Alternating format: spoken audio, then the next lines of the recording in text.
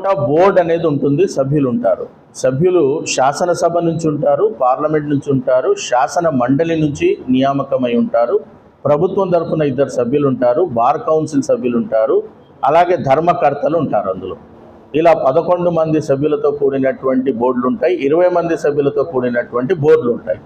ఈ బోర్డులో అత్యధిక మెజారిటీ బై మైనారిటీతో ఏదైనా ప్రతిపాదన చేయవచ్చు.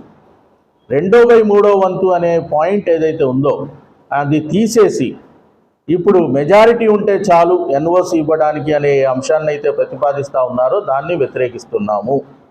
రెండోది ఏంటంటే, ఎక్కడైతే రాష్ట్ర ప్రభుత్వాలు ఉన్నాయో ఆయా రాష్ట్ర ప్రభుత్వ పరిధుల్లో ఉన్నటువంటి భూములకి సంబంధించి ఆయా రాష్ట్ర ప్రభుత్వాలు కమిటీని నియమించి ఆ భూమి వక్ఫుదా కాదా అనడానికి ఒక కమిటీ వేయబోతూ ఉన్నారు. ఆ కమిటీ కనుక అది వక్ఫుది కాదు అని చెప్పినట్లయితే, లేదా వాళ్ళ యొక్క పొలిటికల్ ఎఫిలియేషన్ని బట్టి, వాళ్ళకు ఉన్నటువంటి ఆలోచన విధానాన్ని బట్టి లేదు అంటే అది తీర్మానం చేయబడుతుంది. దాన్ని మేము వ్యతిరేకిస్తున్నాం.